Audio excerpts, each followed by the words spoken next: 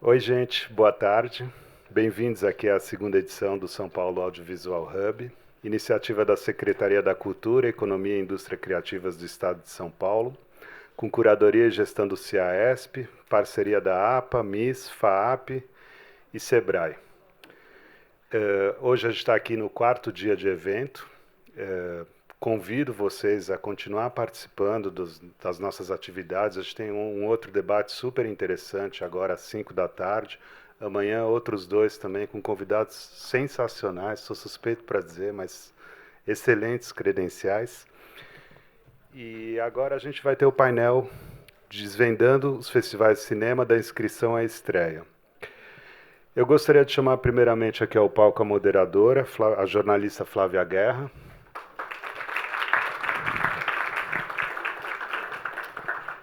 E os nossos convidados internacionais dos festivais propriamente. Então, primeiramente, o Javier Garcia Puerto, programador do Tallinn Black Nights Film Festival.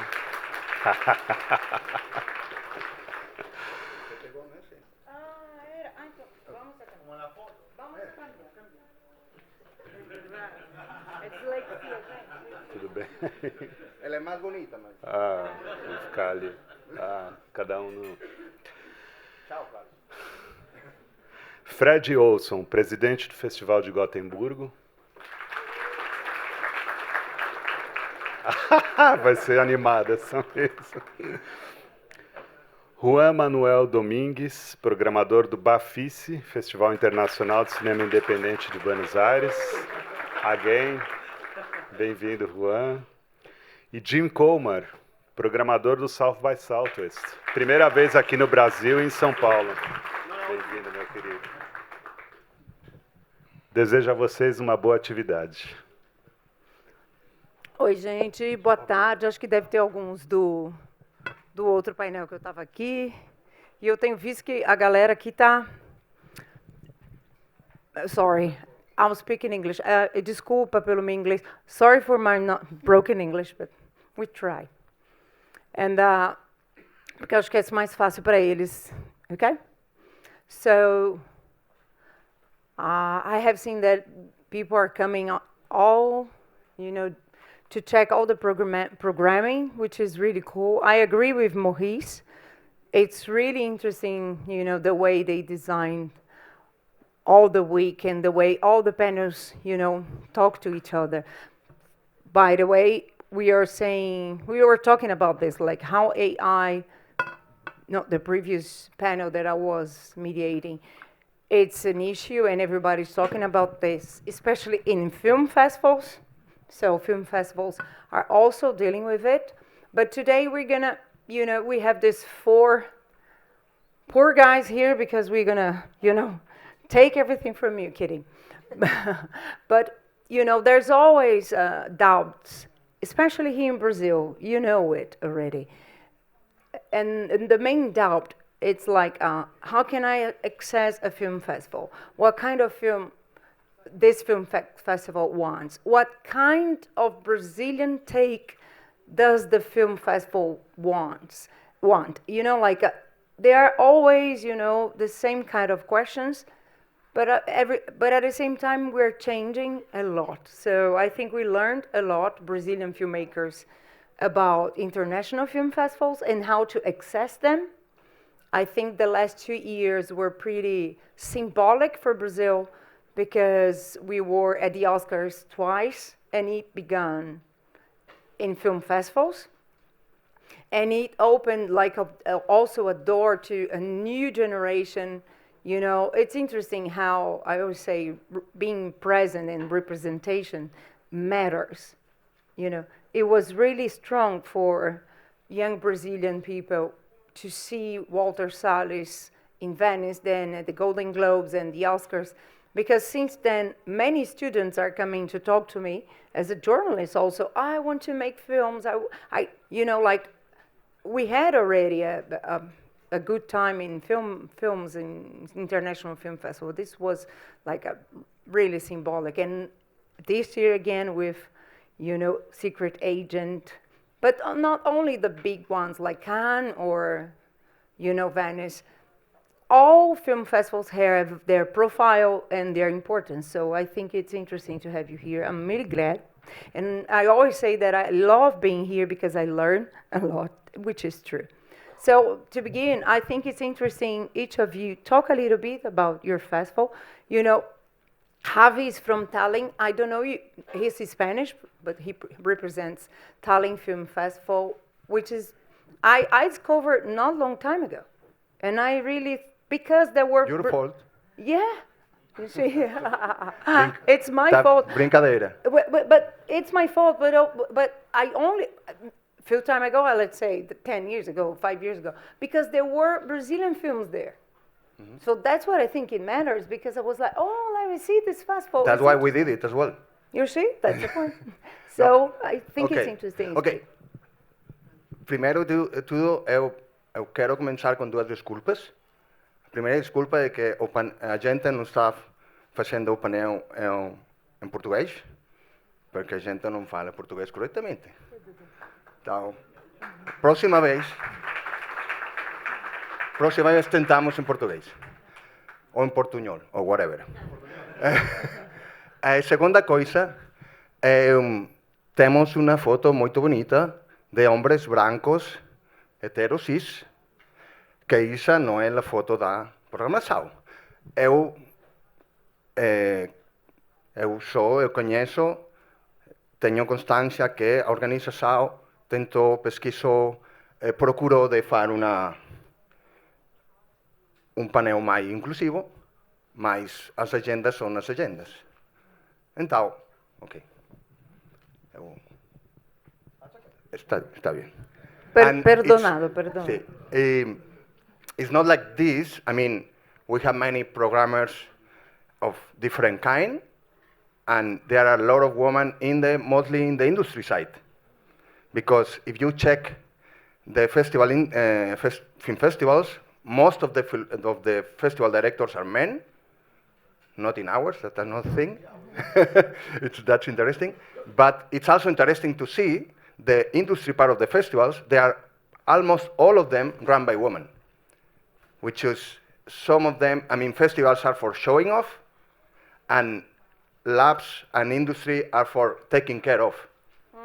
So I don't know if it's something. Karen is smiling right there, so maybe she has something to say about it.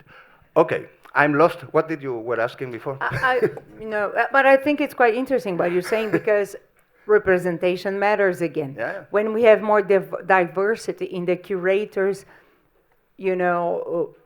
teams, we have more diversity on screen. Mm-hmm. And in this year, I'm quoting, I said this on Tuesday, the World Cup of the Film Festival in Cannes, we, people from America. Yeah, as a continent. Yeah, as a continent. Cool.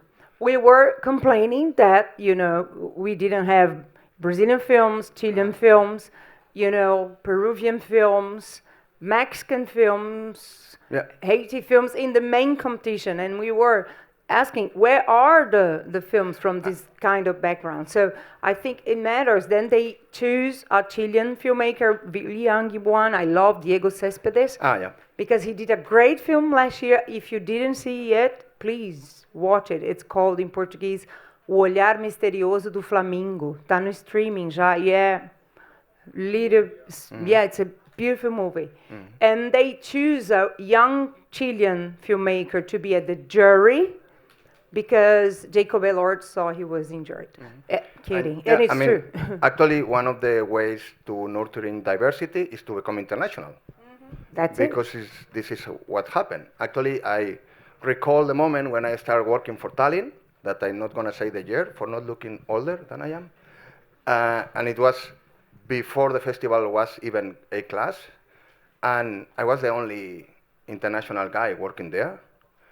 And like translating into Estonian language, I was the only one hugging. So giving hugs when saying hello to everyone. And the way pushing to put new movies, it was also a way to open up the views and to make understand that there are different types of cinema, different types of people, different types of audience as well, and that makes everything grows.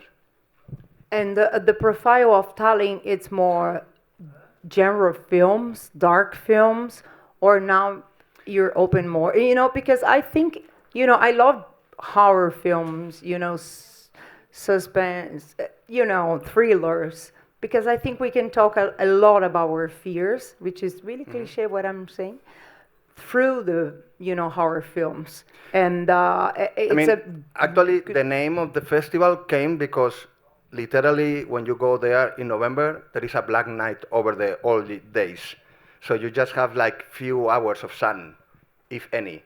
So that is what it gives a name to the festival. Also, it was an inner joke between the director of the festival and the founder, Tina Locke, with Aki Kaurismäki, the Finnish filmmaker, because few years before, Aki Kaurismäki, together with his brother, they found another festival back in Lapland called Midnight Sun. Because in June, so now it's the full day. It's happening like in few days. Yeah. Let's go there, no? It's full sun the whole day. And one day with Tina, they were joking, okay, you making these festivals, I'm gonna do the opposite. So it's like, it comes from a kind of inner joke.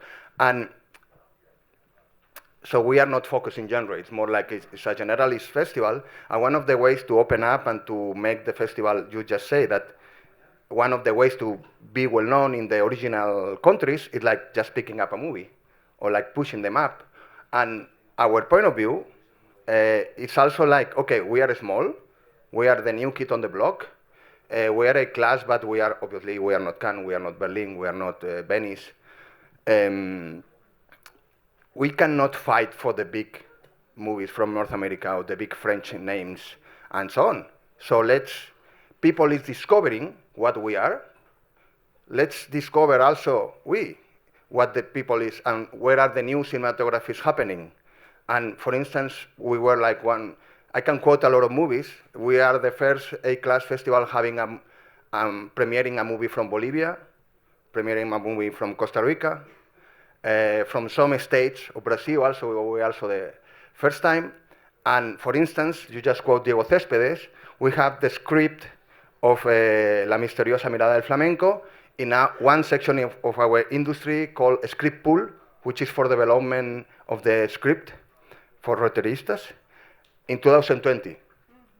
So when Diego Céspedes was doing short films. So it's like you have to challenge yourself in finding new voices, because it's also funnier. Because if you check the main program of Venice, Cannes, even San Sebastian, that it's great, it's lovely, it's like to go there, it's like a playground for cinephiles, but it's like the 11th movie from James Gray, the 15th from whoever name you quote. So it's difficult to find risk there. So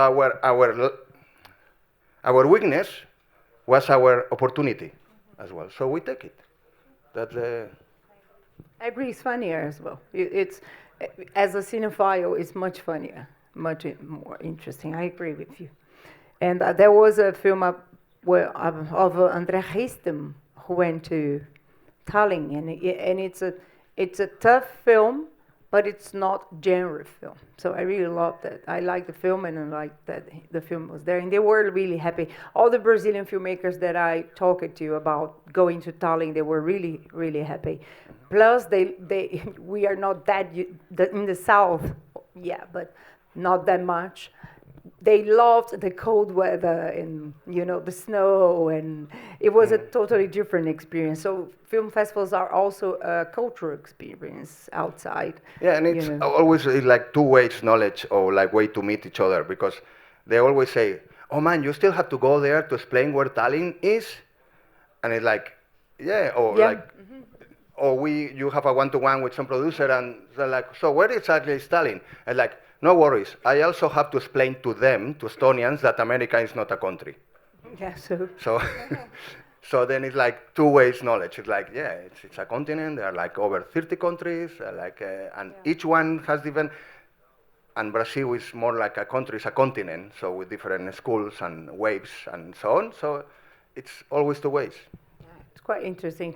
For us, I think for us, I'm also a journalist, but for filmmakers to discover new film festival, because it can be quite frustrating when you make a film and you just know like 4 big film festivals, and you can do so much more and have a better experience in, you know, small, not small, but comparing to Cannes or huge film festivals. This is an ongoing conversation we have with Yeah. with these guys here, with these colleagues. We always crossing this, that you don't have to be frustrated because you don't get your movie in one of the top 3 festivals, because there are many others. And first of all, many people consider the festival as the goal to reach, and it's actually no. We are just the gate.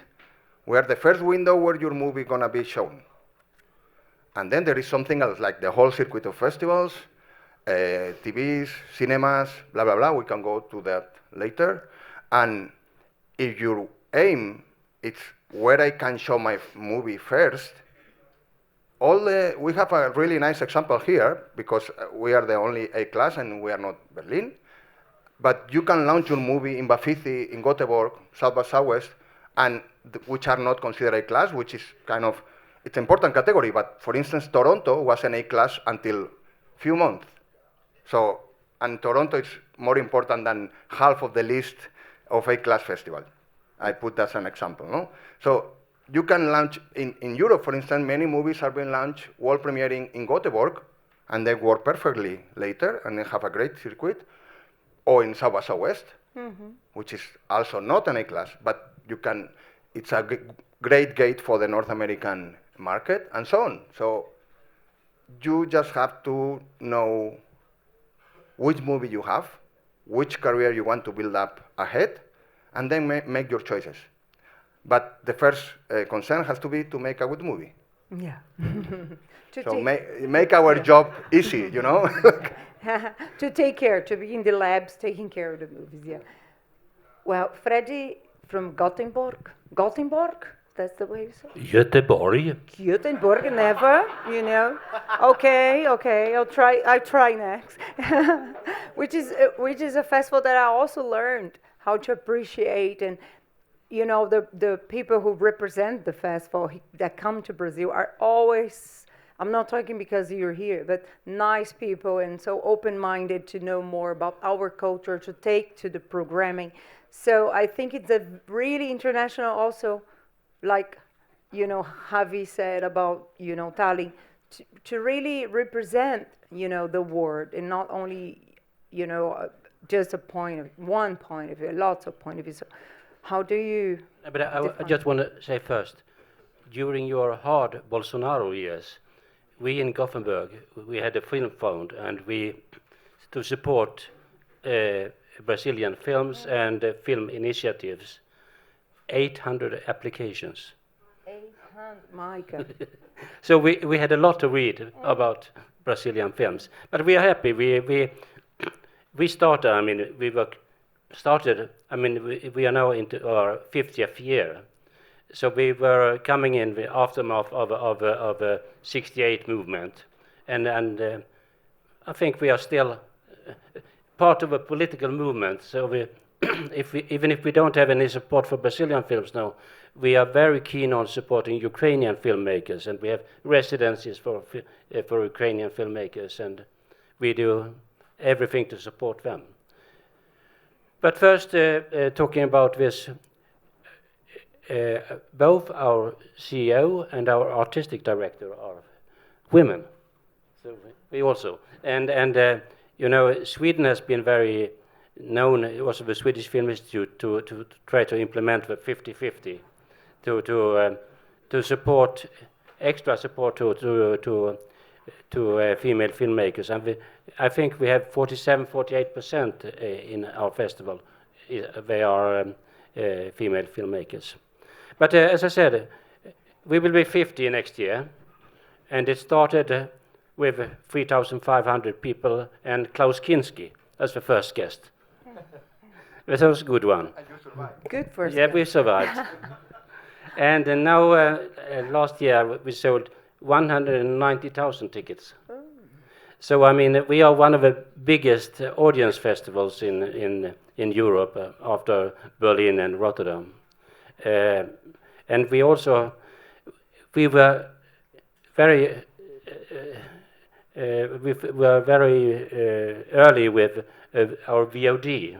So when the pandemic came, we already had our platform, and 1 year when we had to close the cinemas totally, we had 400,000 visitors to our online festival. Cool. Plus one physical guest. We invited one person to be sitting in a lighthouse in an isolated island where we built up a cinema. 12,000 people from around the world applied to be the one in the isolated cinema. And it was the best propaganda we ever got. Oh. It was CNN, it was New York Times. Everyone wanted to cover this. Who won? It was we took a nurse that has been working with COVID. Ah, well deserved. Yes.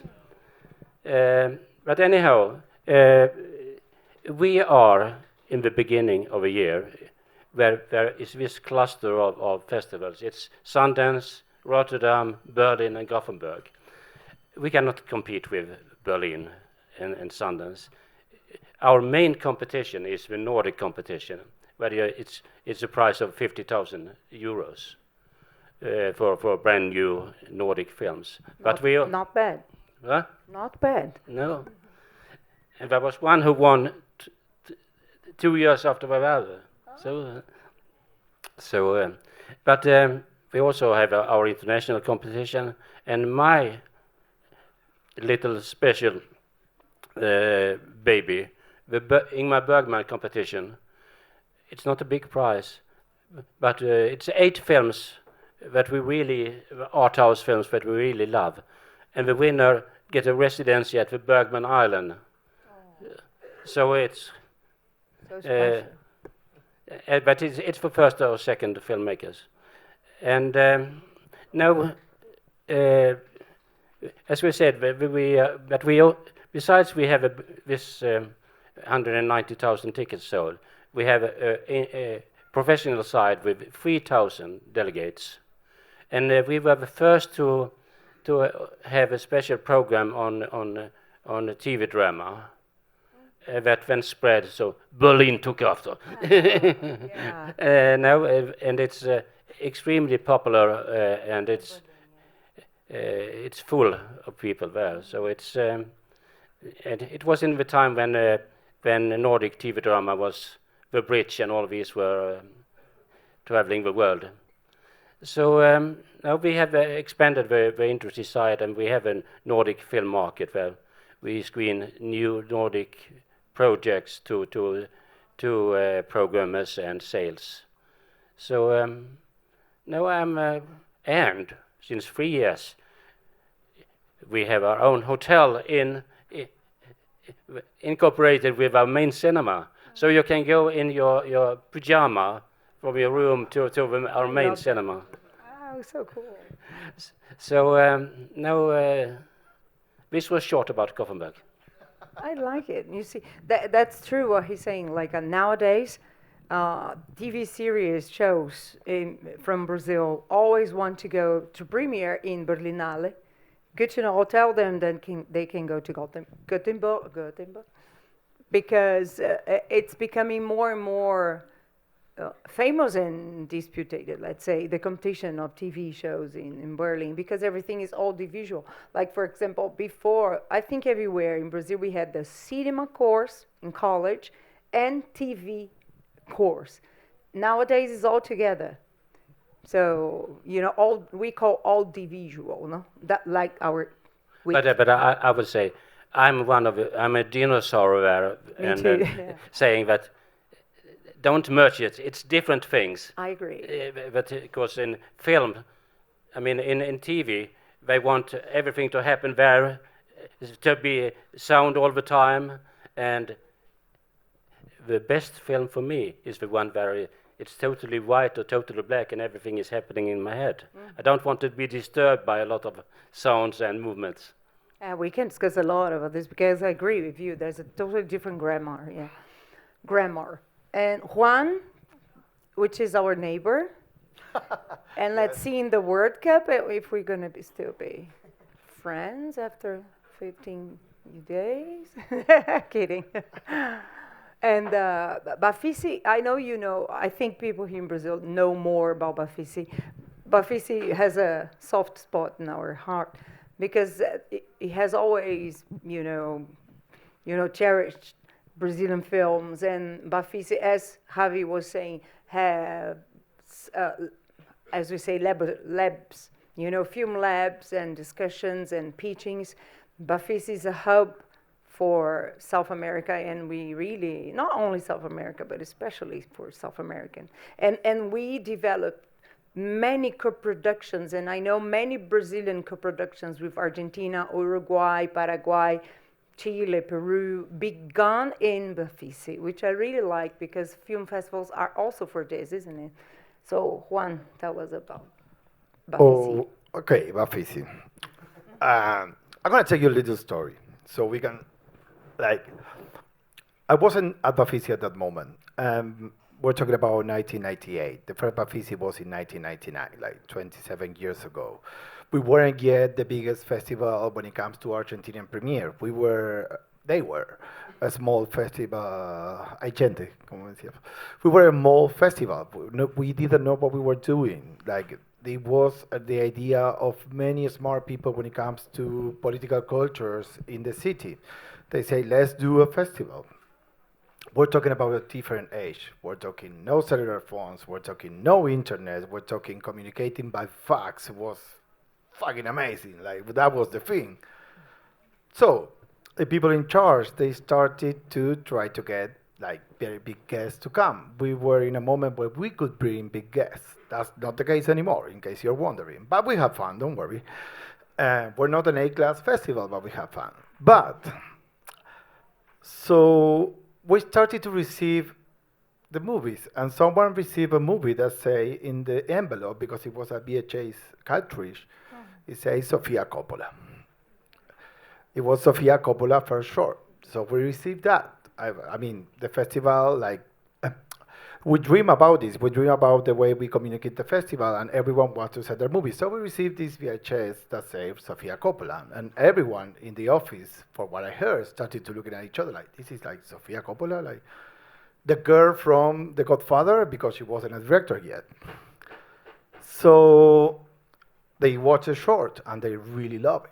It was like, oh yeah, this is what we want. And at that moment, we weren't big on shorts that we are right now. Right now, we have 3 competitions, and in the 3 competitions, shorts can actually compete on the same level as long features. So a short or a long feature can win any of the 3 competitions, like national, avant-garde, and genre, and international. We weren't at that moment. So they said, well, let's try to invite Sofia Coppola. And they sent a fax, of course. That was the shit, as I said before. That was the way to go. So they sent the fax inviting her to come, and she answers back I would love to come. She wasn't what she is right now, of course. She's still the daughter of Francis Ford Coppola. And she say I would like to bring 2 guests. Is that possible? And everyone in the office, again, we are a government-funded festival, say can we do that? Can we toss a coin and see what happens? Maybe the guy he's gonna bring or the girl might be one of his cousins, maybe his dad. Okay, let's do it, they say. Yes.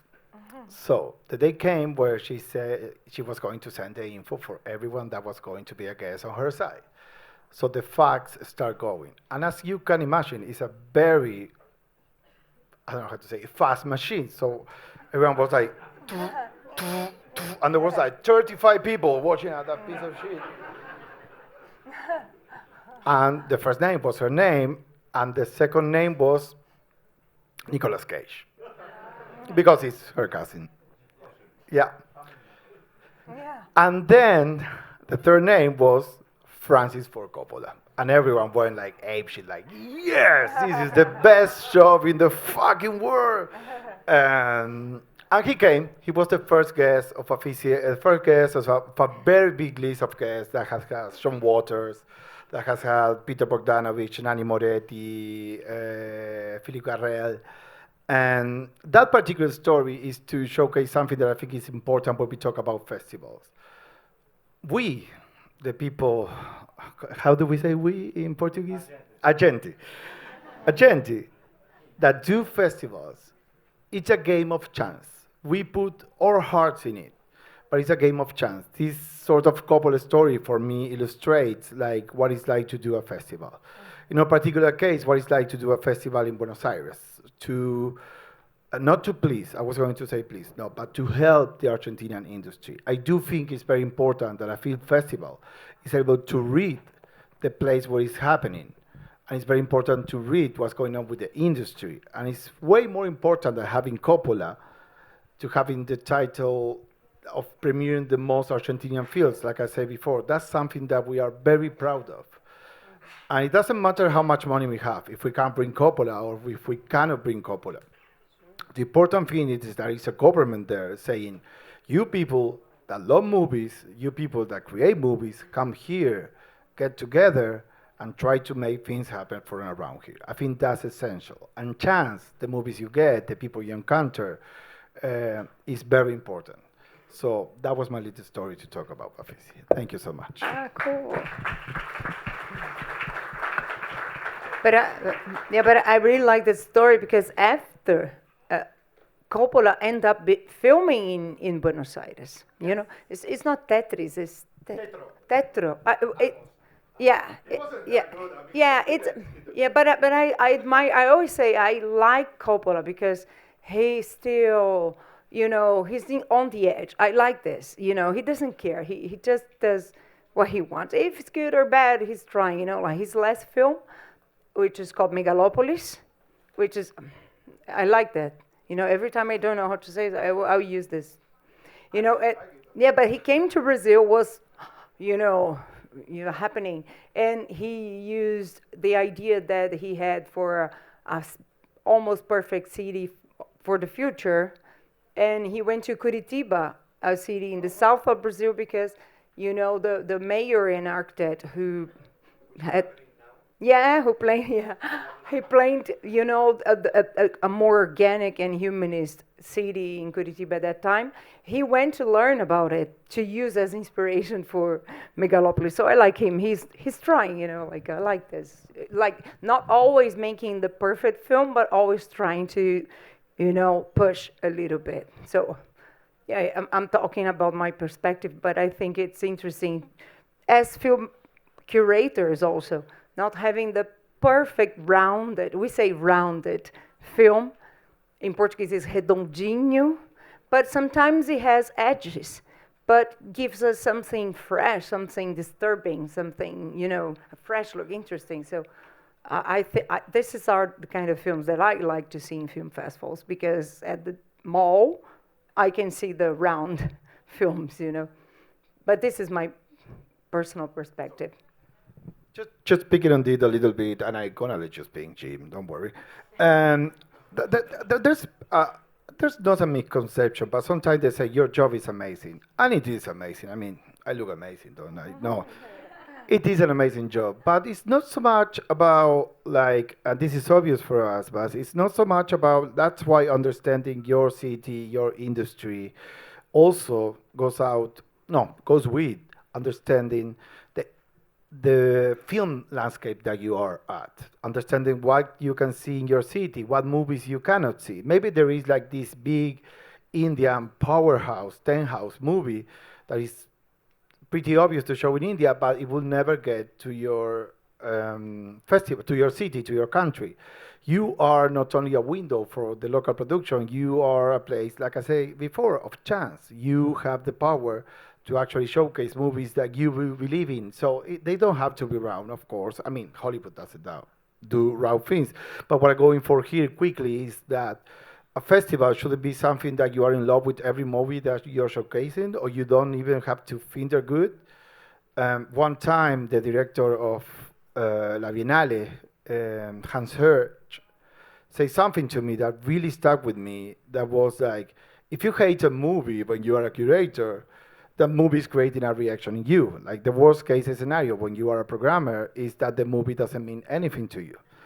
So what I'm trying to go here and I'll be quick is festivals should be very smart about its programming. It can be done because they don't know, but you try to make the best programming you can in terms of diversity, not in terms of all of these are masterpieces, but saying all that I'm showing, I think is talking to everyone that wants to come or are invited to come to cinema in my city, at least for me. Sorry, Jim.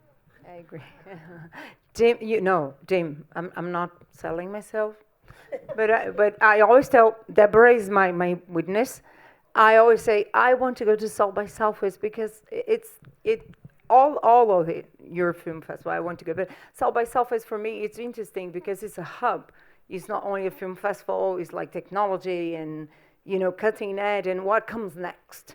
So I really like that in the spirit of the festival. So I wish you could talk more. And I feel that Brazilians are now really learning more about, because usually I think South by Southwest should be really in a bubble, small bubble inside the cinema bubble. Now it's becoming more of the main, the general audience interest. But before it wasn't. So if you can tell us a little bit more about this process as well. Well, first of all, I've heard South by Southwest is very fun. So? No, yeah. Maybe I should talk a little bit about the origins of the festival. So it started as a music festival in '87, and then the film festival, and what was then called, I think, multimedia, because CD-ROMs were a big thing in the late '80s, apparently. So it was intended that. And fax machines, I guess. Also, I'm old enough to remember VHS submissions. Yeah. So the film festival was added along with this multimedia festival in 1994, and part of the reason for that was that Austin in Texas is a kind of bubble within Texas, which is a bubble within the United States, but we don't have to go too far into U.S. history right now.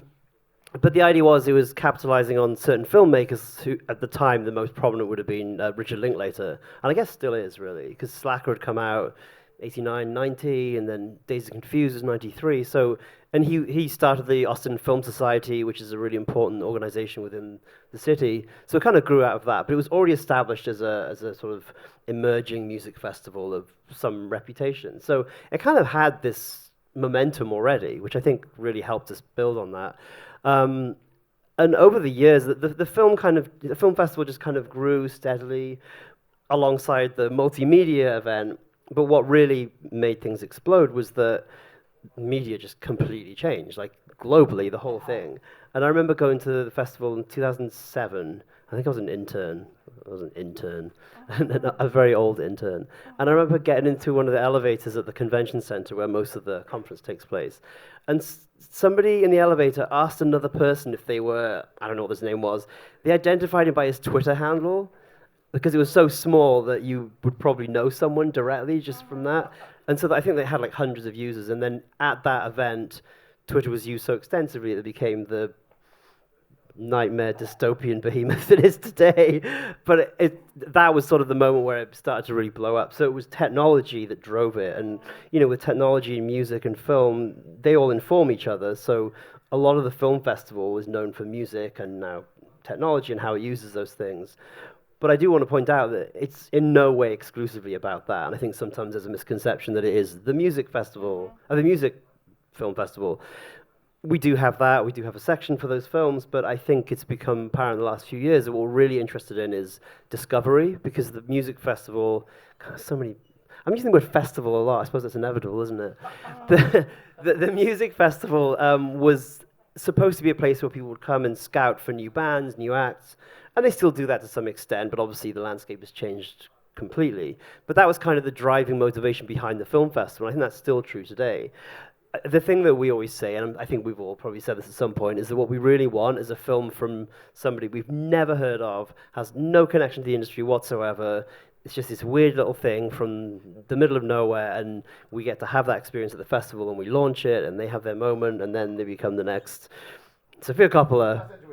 Yeah. It is funny though, the idea that Megalopolis is an indie film, for which he had to sell a vineyard. So take that as motivation.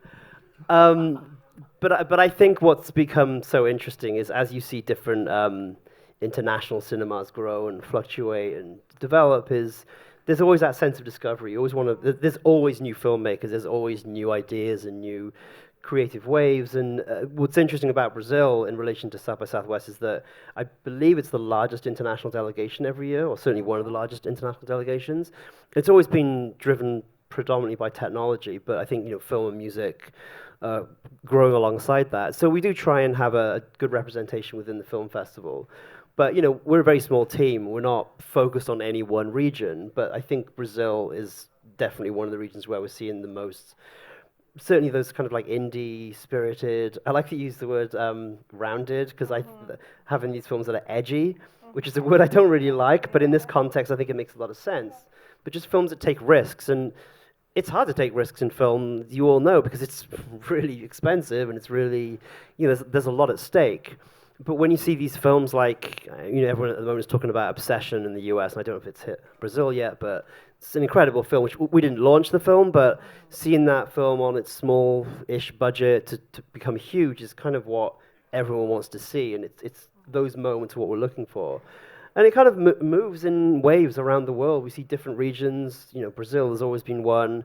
I think in the Caribbean there's a really interesting groundswell of filmmaking talent coming up, and we're not focused on any one region, like I say. What we really want is some weird kid in the middle of nowhere making a film with his friends that turns out to be a masterpiece, and we can then watch their career grow. So I think that's probably true of anywhere, like any region, and that's really the root of it. And I had a meeting earlier, and it was this idea that we're looking for new talent. We want to launch new talent. We all festivals want that. We all want to have that moment. So I don't want to. We're not unique in that respect. But I think maybe because it's emerged alongside this music trajectory, it has that spirit, and maybe that's why it's become so resonant internationally. Yeah. I think you have this indie spirit, which I think young people like it. Yeah. I do want to say, though, it's important to note that we do often get that kind of, it's very indie, punk sometimes, but it's important to know it is a for-profit company, like it's a business. So it's interesting how we have that reputation, and we are a small team. We all have our very particular tastes and interests, and we don't feel any interference in that. We do feel like it's our program, but it is a for-profit company, and that's one of the things to think about when you're considering international festivals, is that South by Southwest is an extremely expensive festival to attend, participate. But obviously we think it's worth it, but it is something to keep in mind as you're thinking about this. Sure, it's important. And I was telling Tim before we start that I didn't know it really. There's now South by Southwest London and Australia, you said? Yeah, so you can think of it as a franchise essentially, and I want to be clear, we don't really collaborate directly. We don't share programming notes or anything like. We're not hiding them either. But it's an entirely separate festival. The edition in Sydney, which I think had 3 editions before it doesn't exist anymore. The one in London just finished last week, their 2nd edition, and it's going to be interesting to see how it grows. From what I understand, it's really successful and it already is becoming quite embedded in the community there. But yeah, they're separate events, but again, the same spirit of discovery and creativity still exists there. So I don't know much about it on the ground because it's its own entity, but it's exciting to see it grow that way. Yeah, I checked the films, and I like it. The selection, there was a movie from Venezuela that Mostra, our film festival, showed here last year, and it's pretty small house film, very indie, but very cutting edge. I like it. And let's open up for questions, because I know you have a lot. Perguntas, gente? Tem perguntas aí? Ou não? Puxa, só porque eu falei que tinha monte, né? Porque no outro dia tinha milhares de pessoas. Ó, tem uma aqui. No, don't get shy, please. Bom, eu vou falar em português para ficar mais fácil para mim, né? Bom, meu nome é Fábio, eu sou produtor executivo de alguns filmes, né, alguns curtas-metragens. Estamos tentando produzir o primeiro longa, mas também produzo um festival de cinema universitário em Santa Catarina, que chama Festival de Cinema Tainha Dourada, em parceria com a Universidade Univale. E faço parte também do Fórum dos Festivais, onde é uma associação que reúne organizadores de festivais e mostras de cinema do Brasil, né? E eu vejo que temos características muito diferentes da forma de se produzir os eventos, né? Aqui no Brasil a gente acaba dependendo muito dos fomentos públicos, né, para poder viabilizar os festivais, né? Claro que alguns festivais já consolidados já conseguem se estabelecer com patrocinadores constantes, né? Mas uma característica principal que eu vejo, até conversando com os alunos, participando de workshops de distribuição, é que os festivais brasileiros geralmente não cobram taxa de inscrição, né? E eu sei que um festival ele necessita de dinheiro para se estruturar, contratar equipe, né? Então eu vejo a principal diferença acaba sendo uma barreira, principalmente para quem produz um curta-metragem, geralmente é porque não tem dinheiro para fazer um longa, né?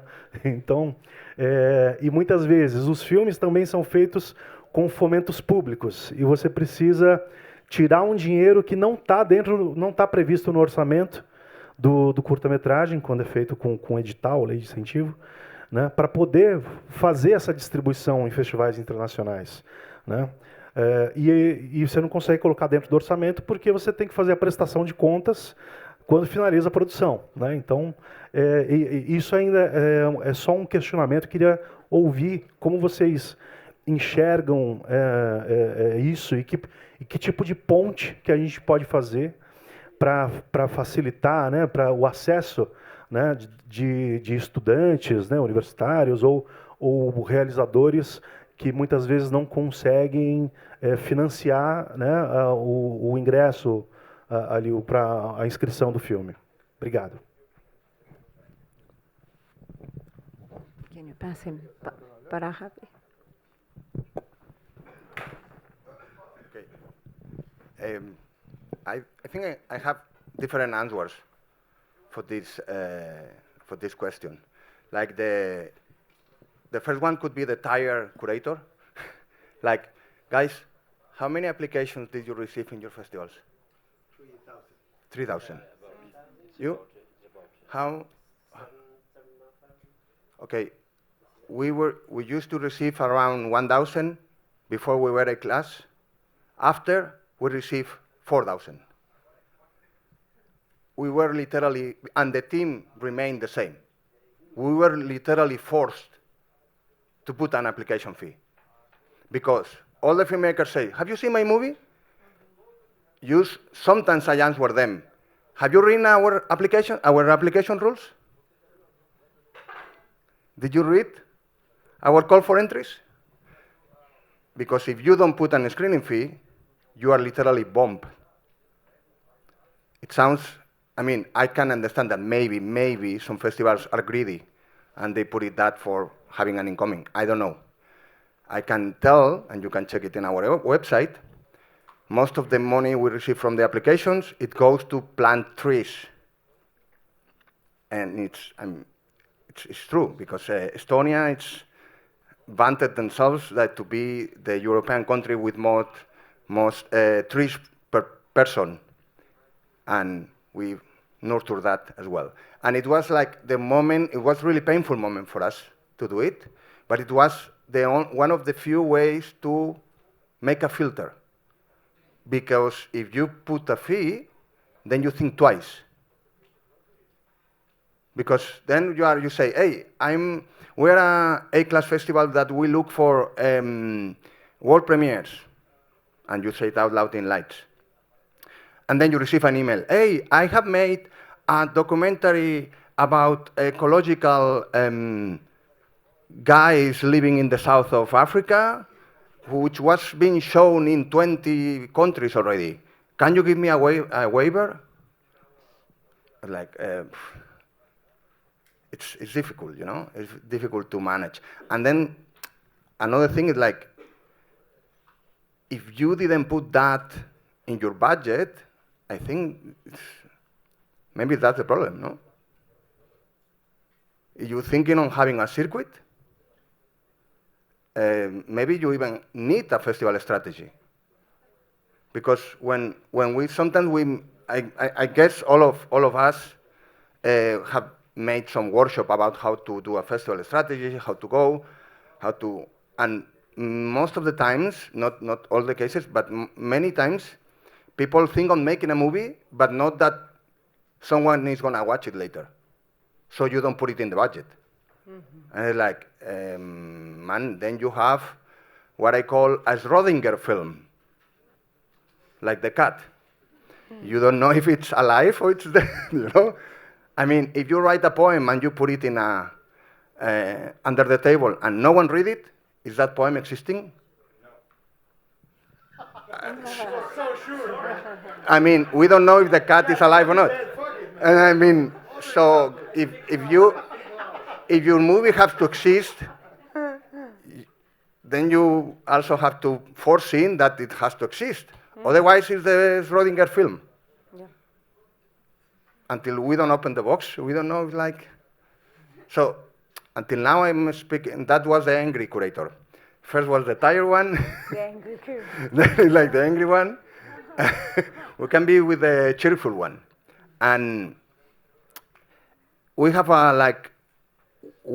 since this year, we develop a policy of waiver facilitating policy, because there is a time of the year that all of a sudden you have many friends that you didn't remember they exist, which are, can you provide me a waiver? We made for 12 years ago in one cocktail, which I was drunk and don't even remember you, but grant me a waiver.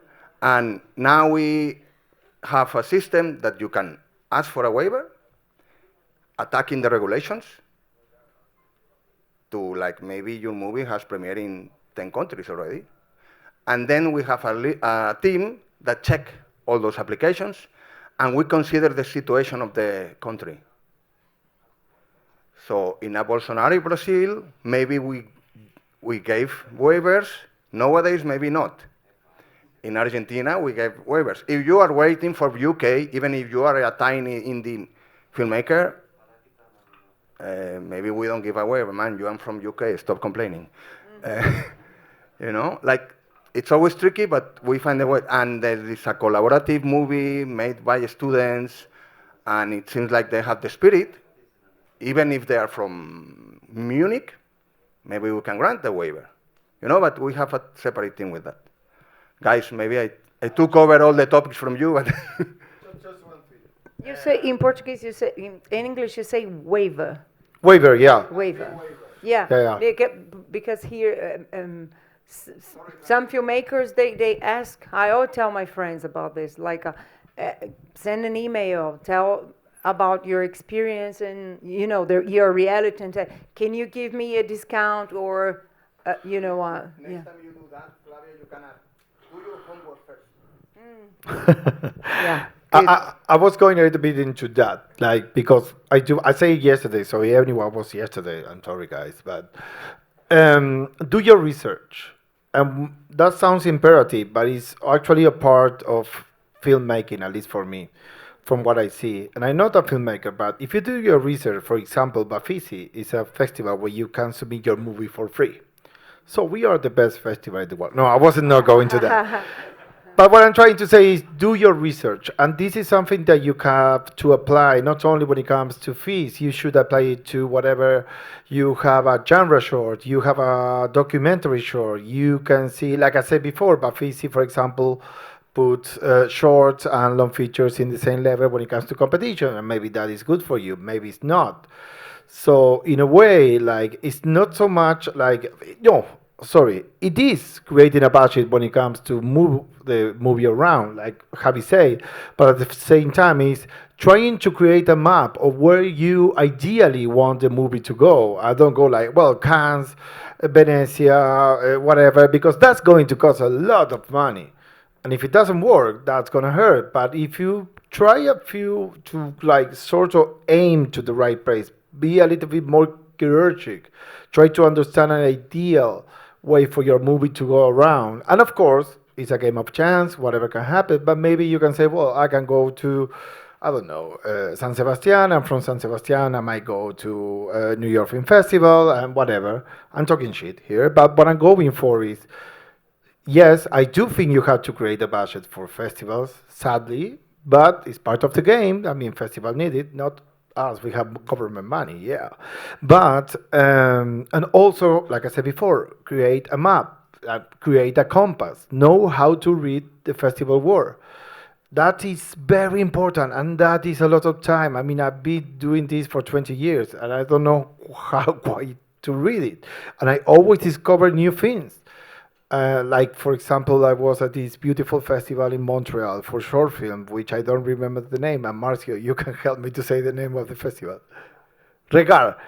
And it was fantastic. And I didn't know that existed. That, of course, is talking about what I know and I don't know. But what I'm saying is, if you don't know it and you do shorts, maybe is before trying to reach everything, just try to be very specific and smart about it.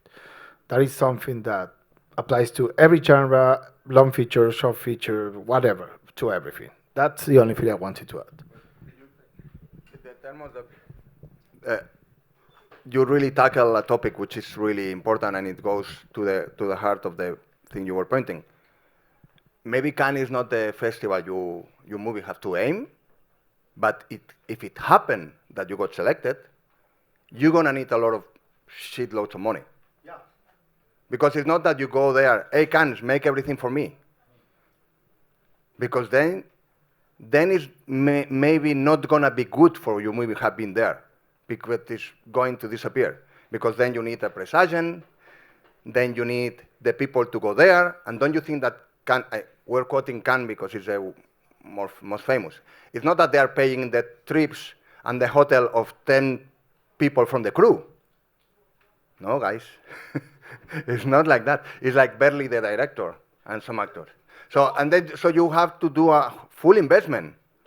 And maybe in the universities we have to start teaching how to remake a budget, not to make the budget of 30 years ago when the festivals weren't that important. And also, that's it. It's just one thing, like, also is knowing your priorities. Maybe you want to premiere with your whole crew where you come from, and that's in your heart, and that's what you want to do. Like, fuck it. Like, it's your movie. But at the same time, maybe, like he said, maybe we have had world premieres that we didn't have the director there, and you felt like, okay, it's good to me to have a world premiere, but I feel a little bit shitty, like the director is not here. I don't have the money to bring it. I don't feel that shitty.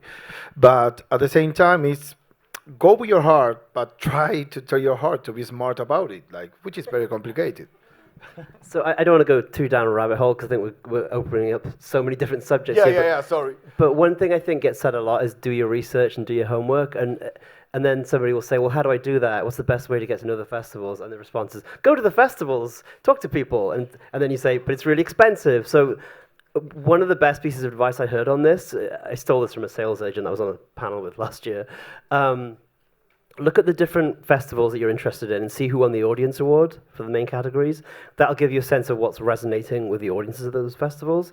There'll be jury categories too, but those are important. But what are people enjoying at the festivals? And that will give you a really good sense of the profile of an event. I think that's a really helpful way of approaching it. You still got to go to the websites, and no disrespect to any festival, I think we all have terrible websites. So. Not us specifically, but they're really dense, really convoluted, really hard to navigate things. I don't know why. It's a thing. I don't know why. But when you do this research work, go on the websites and look to see who won previous year's audience awards and just previous year's programs in general, I think is one way you can sort of boil it down a little bit. But yeah, it's a pretty massive undertaking overall. But I just want to say, we're talking here about submissions and, in thousands. But everyone must remember, a festival is not just screening films. It's curating a program. So, last year, I think we had 87 countries.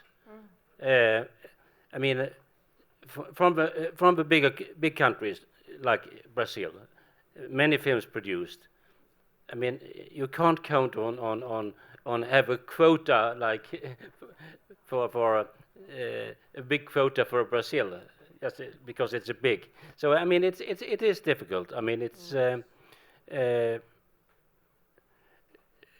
it's curating. I mean, it's geographically. It's also when it comes to subject-wise, and you don't want, as we screen 250 films, we don't want 250 romantic comedies. No, we want diversity. So don't be ashamed if or be mad if you are not accepted. I mean, it's not because your film can be marvelous, but I mean, you are competing with a lot of others. And secondly, I mean, talking about with submission and fees, it's very little money for us. But I want to tell you, I'm very proud. We are a festival that are paid by the ticket holders to 2/3. So it's very much. I mean, we have grown with the audience, so they pay for the festival. I mean, we lost Volvo as sponsor for our main prize. That was 100,000 euros. So we have to reduce it to 50,000 euros. But it doesn't affect the festival as such. So I'm very proud of that. That's the dream of festivals and cinema and everything. And but it's because we have grown with the audience. We started very small, and the audience trust us. We trust our programming, and that's. I mean, you have seen all this the festival that try to build with putting in a lot of money. After 3 years, they are gone. The festival must have a basis, and that's how you build it. Yeah, that's what happens with our São Paulo Film Festival, which is called Mostra, because in the years of Bolsonaro, they didn't have the partnership with Petrobras, which is from the state, so they did like Sundance does as well, like to have patrons. They could do the festival with donations also, and the tickets are all paid. So the audience pay for the tickets, but also we had patrons. So it's not the idea. They were trying to, do a balance, which I think it's healthy. And just an information, I just read this, that the Brazilian Ministry of Culture just launched like a scholarship program, let's say. It's not a scholarship, but to help filmmakers to travel abroad to international film festivals, because they are expensive. So you can apply, if, for example, you're selected to Tallinn, you can apply and present your project, and there is this official program now to help filmmakers to travel. So that's how we begin, isn't it? So I think it's quite interesting. Tem uma pergunta aqui. I will kindly ask for you guys to put your phones, please, because you're talking Portuguese. Eu vou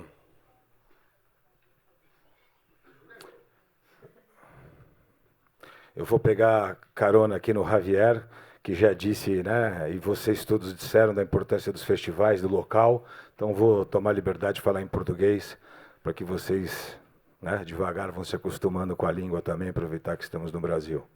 Então, primeiro eu queria agradecer, né, o papo está maravilhoso. Então eu sou diretor, meu nome é Silvio Rocha, a gente demora anos, às vezes muitos anos para fazer um filme, né? E isso requer não só tempo como cuidado. E aí eu venho a pergunta por aí, né? Como é que vocês, um cozinheiro, por exemplo, um chefe de cozinha, ele nem sempre faz um prato igual todos os dias, às vezes ele erra a mão, ele não está num dia bom.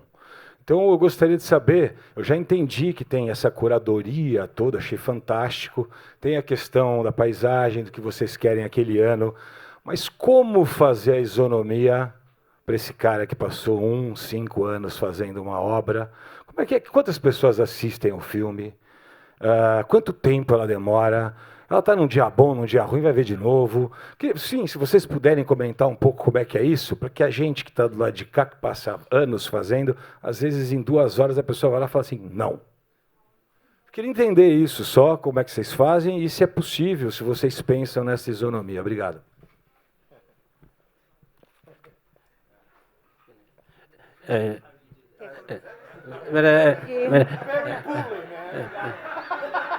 I do my homework. I watch around 800 films a year. I mean, can I do more? I mean, I take your work seriously. I do my homework. I travel 4 or 5 months a year, and other time I spend at home watching your links. I cannot do more. You have done your good job, and I have to do mine. Yeah, and well, the first part of your question was about curating and how to do it differently. I mean, los caminos del Señor son inescrutables. So sometimes you make all your effort to really curate a really good package, like a really flavorish selection and so on, and then you speak with filmmakers and you realize that your festival become cool and famous lately because you have really crazy nice parties at night and you pass over the hangover going to swim in the sea at 8 in the morning. Oh, thank you. So sometimes you don't know where like your fan came. Coming back to your question, most of the festivals have what is called a committee. So, and it's like, I had a committee, you asked me about it recently in the lunch. I have a committee meeting this week here, 10 in the morning in Europe. So, which means what was 5 here in the morning. So, which means that I'm still jet lagging since Monday. And we have a committee for debut competitions.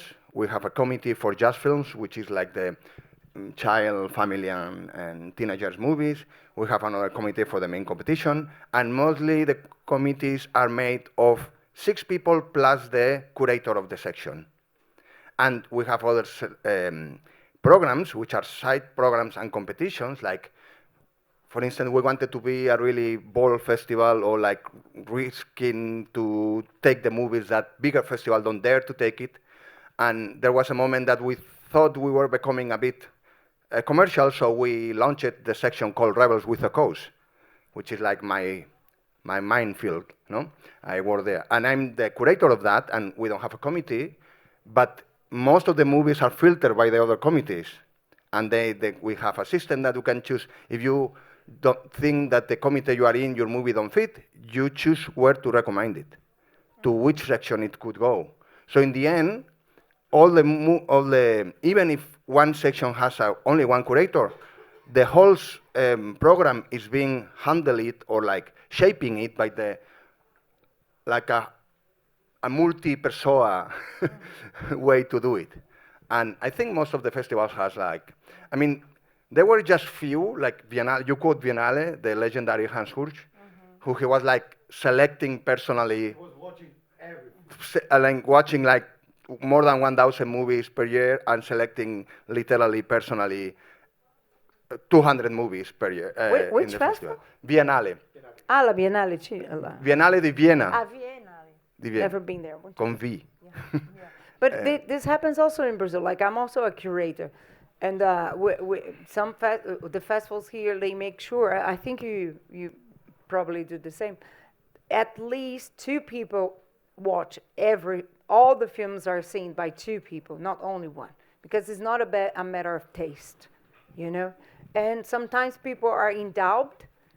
I'm talking about Brazilian film, and there I work as a curator, sometimes more, depending on how big is the committee, and the film is discussed with the others and the others watch. So I agree with you. Curators need to do the homework and treat with respect. But Juan, sorry to interrupt. Oh, that's okay. You don't have Just to be giving the sorry. Brazilian perspective, it's same. I'm gonna ask you something very quick, and you tell me very quick. What do you think is the happiest moment for people who work in a film festival? When it ends. Yes, for sure. That's not happy. That you melt. Like the moment it ends, you melt, and then you pop up from the ground like Terminator 2 months later. What? But you receive the facts. Yeah. Sure. We're still the happiest moment of the festival, at least for me. I'm just talking for me, but I do think it might be, is when a movie you truly believe in, we are a competitive festival, wins. When that happens, it feels like you did something right. When that happens, it feels like you actually managed to help something to happen. And I'm going to be more graphic. The moment isn't when you watch that movie during the selecting process? No, because actually, Discover and you convince the rest of the committee, like, let's go for it.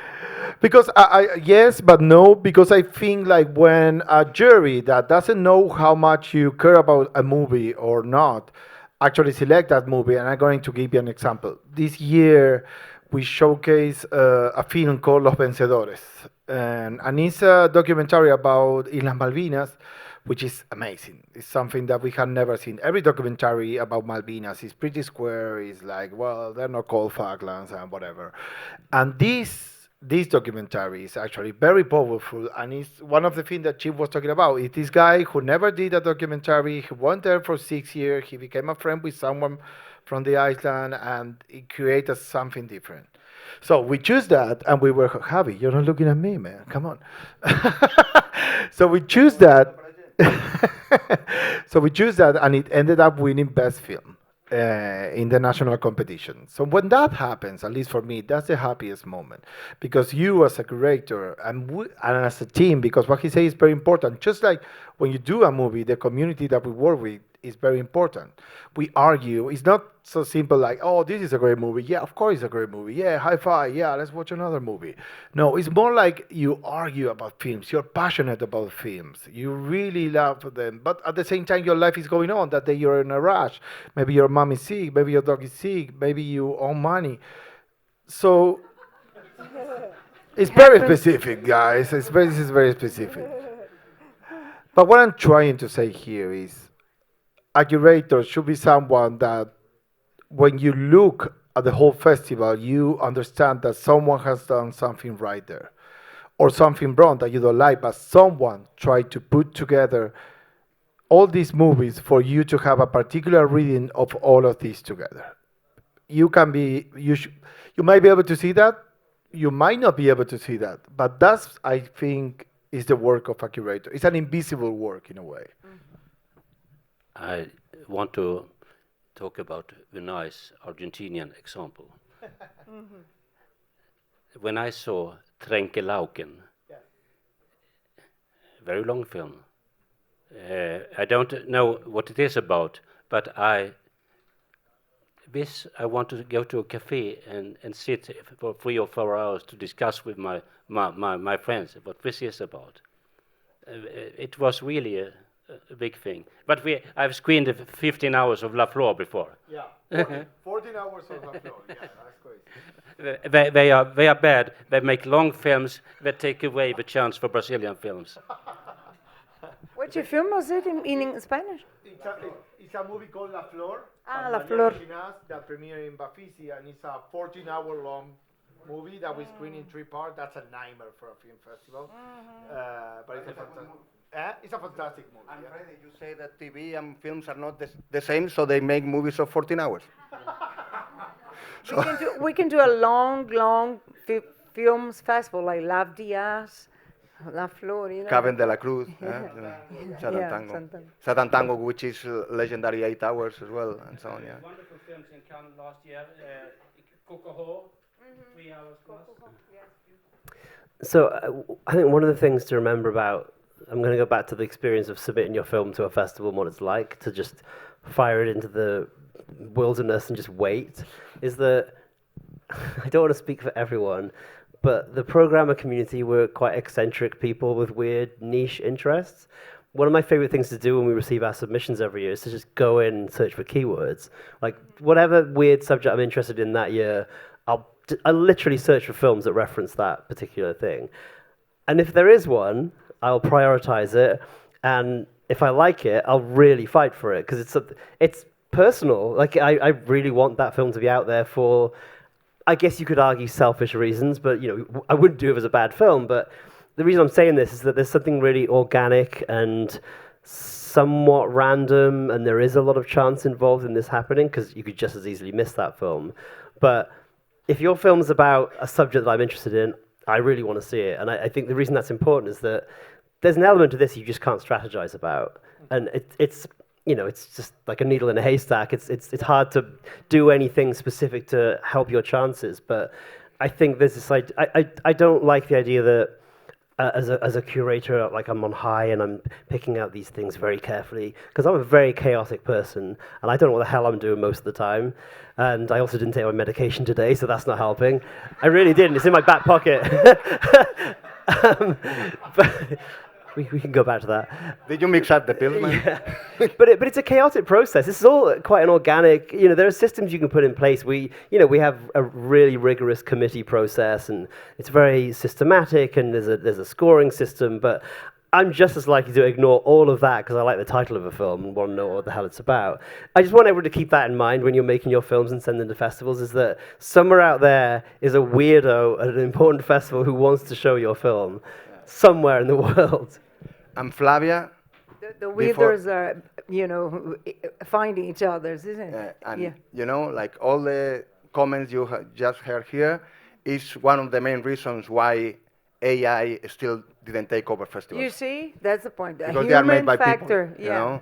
But that's true what Jim says, you know, like as a film curator as well. Like, we start all organized and people are watching, but at the end, you know, at the time we need to sometimes to really make decisions, everything mixes in it. Like, and we are few at home, we are chaotic as well in Brazil. So you're good here. That's yeah.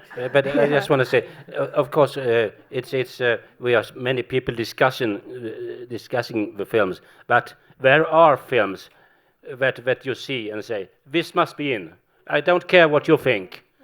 I mean, a festival is not something common taste. It is also many people that are involved, and the program should show that there are different. That's true, and I tem pergunta aqui, but just to complement. Yeah, I think they were talking about this, and I think we need to, as also a filmmaker, I always listen this from people from TV as well. Like, we need to study the film festival or the channels, whatever, to know what they need. For example, big film festivals like this, they don't have specifically a theme. But like, I'm curator of 2 film festivals in Amazon. And it's pretty clear the kind of films that, you know, the festivals are looking for. Not me as Flavia, but the festival is. And sometimes we receive like a very, you know, popcorn comedy that it has nothing to do with the festival. And you say, why do you know, put it here? Or sometimes it's a music film festival, and there's a drama there, nothing related to film. So I always think, why does the person, you know, lost time doing this? I know sometimes it's just a program and people that are like through, you know, but sometimes you need just to study a little bit more. And I think it's interesting to, as Jim said, just, you know, do your homework. Aqui, tem uma pergunta aí? Tá. Então, assim, ó, aí, aqui, ela, você. E depois você. Tá. Hi, my name is Renato Santana, and I would like to ask you, with all of your years of experience in film festivals, what makes a movie cross borders, and also talks to people from other places, with other countries, and make all of these people identify in the same picture? And also I would like to thank what Freddie said, because yes, sometimes our movies are not selected, but we received always a nice message from the festivals to telling us to keep us moving forward and our head up. And I would like to ask you guys what makes a movie special to relate to other countries and to other cultures. Should I start? I see that, sorry. I see there are many questions, and we only have like half an hour to keep going. Maybe we could do in block. I suggest just to only one of us or two of us answer to other questions, to each question, otherwise I agree. we won't have enough questions to make. Sorry. Let's go. So Juan. No. What makes a movie special? Let me ask you back. What do you think makes a movie special?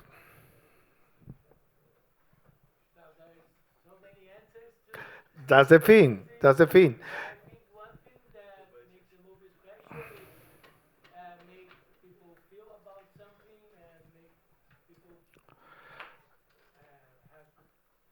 think about something important in our global. Perfect. But that's an answer. There are 1,000 of answers possible to that. And the answer I'm going to give you is shaped by the way the festival I work for understand what's important. So what makes a movie the movie that you want to showcase, or one of the movies that you want to showcase? First of all, it has to be a movie that you think has something. I'm going to say something very shitty, but sometimes when you see a movie that is not good, but really not good, it's not that we're arguing if Dogville is good or not, or I don't know, Marty Supreme is good or not. It's sometimes you get to see movies that are really poorly done. I mean, I cannot do a movie, so I'm not laughing at that. It's just describing something. Like, when you get that movies, you realize right away, you develop a sort of, I'm going to say like an instinct. And you have another instinct when you work on this. That's debatable, but you have an instinct to actually, you feel that the movie that you're looking has a heart.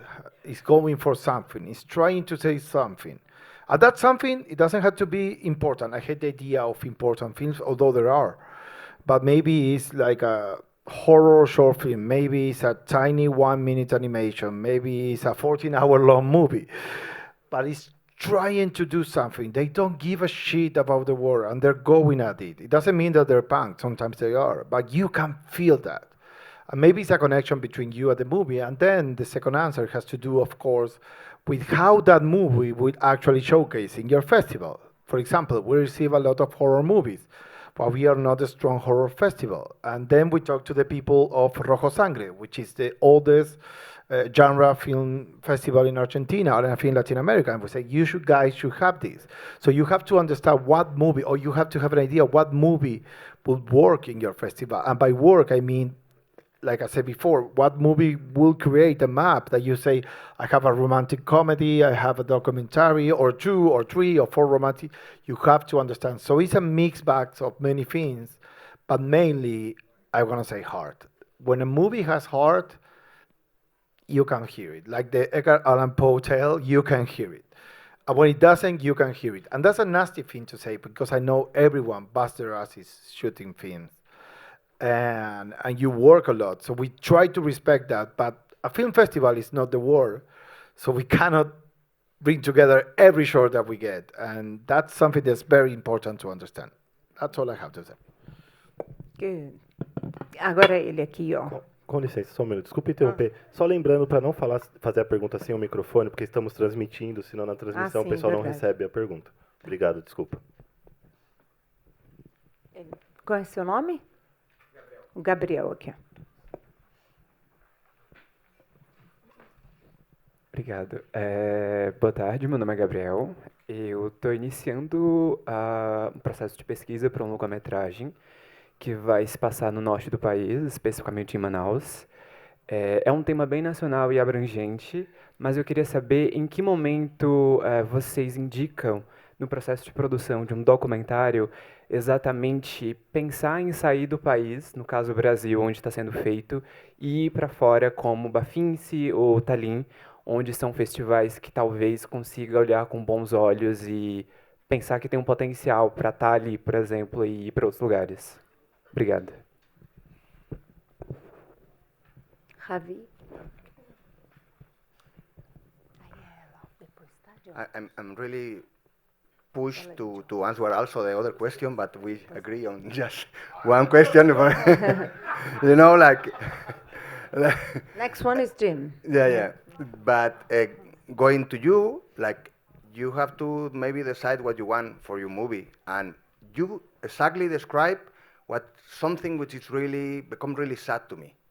Like, people really think in their house, and then they realize they want to have an international career. Maybe you have to think around, you know, like, because, for instance, we developed recently an just world premiere policy. So even if your movie is really great, once you show it a lot in your country, we cannot screen it. So, and there are like maybe 20 other festivals like this in the world. So if you really want to have an international career, or you think your movie could have it, maybe your local festival, I mean, I say local, but you mean from your own country, could wait a little bit. Because this is what happened a lot with in many countries. Like, you rush because you really want to premiere your movie, and you want to show it to your crew and the whole team, and have a party in the premiere and so on. And like, oh, what if we go to what if we go to Berlin? And like, So strategy comes first. I mean, I always tell when we do these workshops or things like that, it's like you have to start to think on which kind of career you want for your boy, let's say it like this, for your child, even before he's born. So not like, okay, I made it. What I do now? Like even from the script, almost. What you want to do with your movie when it's made. And then it's like, you will have if you plan, you will have, your life will be easier. Let's put it that way. Such a big silence, come on. So, someone is like... I think everybody thinking in their film. We're insisting in the homework, so like... Everyone leaves. Yeah, ela aqui, ó, de óculos.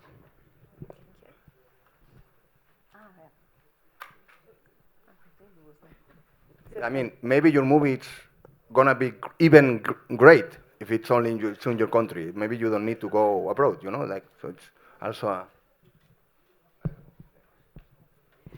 Jim. I think I'll speak in Portuguese too, because I think I can be nervous if I won't express myself properly. Eu primeiro gostaria de falar que eu sou maquiadora de cinema, meu nome é Mirella, e eu compactuo com o seu sentimento, Juan, porque eu maquiei o Coppola por 3 dias no lançamento de Megalópolis aqui no Brasil, e eu entendo o sentimento que, independente de gostar ou não dos filmes dele, ele tem uma importância histórica muito grande. Então foi uma emoção para mim estar tocando o rosto dele por 3 dias, e a Flávia estava lá, né? Então eu te entendo. Mas na verdade minha pergunta é outra. Eu estou aqui ao lado da Sônia, que ela foi a fundadora da saudosa 2001 Vídeo, que foi muito importante para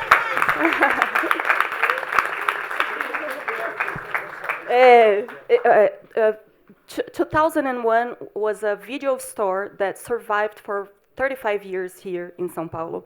And it was very important and responsible for showing movies, independent movies, movies from festivals. Sorry, I just mixed myself. So, yeah. Então, a 2001 foi muito importante para a formação de público. Sorry! I'm teasing you, sorry. Então, ela foi muito importante para a formação de público aqui no Brasil e em São Paulo. E eu fui funcionária dela por 15 anos e eu só entrei no cinema por causa dela.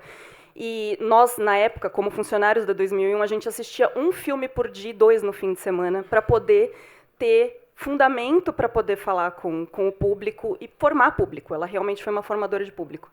E ela foi muito responsável por trazer filmes de festival ao grande público, né? Então, por exemplo, vou dar um exemplo aqui de um filme argentino, Medianeiras, quando, não sei se alguém assistiu Medianeiras, mas quando foi lançado ela como uma videolocadora, que na minha opinião não era uma videolocadora, porque ela trazia o diretor para apresentar o filme para o público.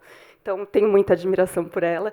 E, enfim, a minha pergunta é a seguinte: a gente está vivendo um novo momento, tanto que ela, com 76 anos, está entrando agora num projeto de formar público de um jeito diferente, através das redes sociais.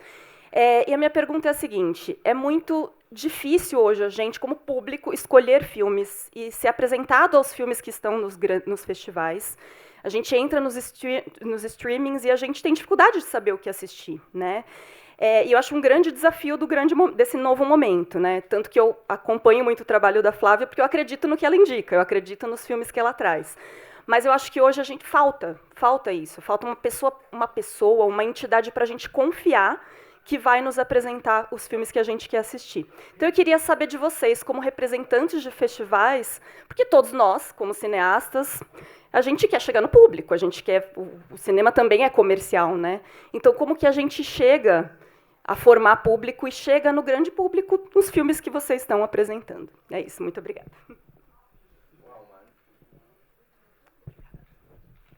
So, just so I understand, you're asking how to choose what to watch? Am I understanding that correctly? I'm not sure I fully understand the question that you're asking. You have a microphone. Yeah. I think it's a challenge for you to reach the public in general. And she was like an intermediate for the independent movies and movies and festivals to get to the big public. But right, I mean, what do we do today to get to the everybody? Yeah, I mean, I think it really depends on the kind of festival you're talking about. I mean, with South by Southwest, our audience is very public-facing. I mean, you have to pay for tickets or badges, but we don't have press and industry screenings. We don't have, a separate area for that. Everyone watches everything together. So if you're industry, you're watching a film with, I was going to say real people. But I think that's the way that we think about it, is that we want to have an authentic audience response to something, because I think for the industry to see that is really important, and they're watching the audience as much as they're watching the film itself. I think they want to see how a film resonates, and how does press talk about it, and that's how we think about our programming. Like, what's going to resonate in a room? Which room do you put it in? Will the right people be in that room? But you also don't want to lose the audience side of it. But I think, most festivals are about audience experience predominantly. It's a really hard question to give one answer to, but we think about it curatorially. Like, if we show this film at this time, in this venue, on this day, will we get the audience we want? So we're thinking about that. So I think at the point of having your film at a festival, you can have that conversation with the programmers, and maybe that will help them make a decision. And sometimes that could be, well, this particular actor can't be here that day, can we do it the day later, which is equally valid. From a filmmaker perspective, I think, assuming you've been accepted, that's when you can start having that conversation. But that's something that I think has to be taken on a festival-by-festival basis, depending on their audience. Thank Sorry, you. I'm number two, but I just want to say, Gothenburg is 600,000 people living there. When we sell 190,000 tickets, and it means we have made a program. The audience trusts us. They go to see everything. 9 o'clock in the morning, they come to watch the films. We communicate with the audience. We curate it, and we talk about these films and why we like them, why we have selected them, and obviously people find it interesting and come. So I mean, it's as simple as that. You have to relate to your audience and communicate with them, and they will trust you if you tell them why you choose these films. I agree. I agree, because there are some festivals that don't last because they are more commercial, they have a big sponsor and everything, but they don't have this, cinephile spirit. So they will die. You know, they would dehydrate. So, I agree. Of course, we want to have some red carpet and some stars, but it's mostly for sponsors and for media. That is, I mean, the audience, they come to see everything. Yeah, that's what matters. I agree. Okay, I'm a writer, filmmaker, writer, director, and I'm Brazilian, but I live in Paris, and I have a few short films that I'm going to be submitting to festivals pretty soon, and they're mostly calling cards for my feature film. So I'd like to ask you a couple of questions about strategy. I'm actually going to read them out loud because it's just easier to get my point across. Just a couple of them. Would you prioritize aiming high with fewer festival submissions or building momentum through a broader festival strategy?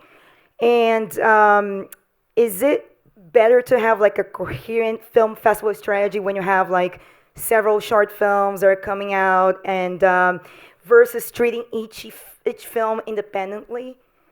Is it like you must have like a strategy? Like, is that something you recommend when you have like 3-5 short films coming out that are going to be the calling card for a feature film? Can you who? Yeah, I'm going to jump in. Sorry.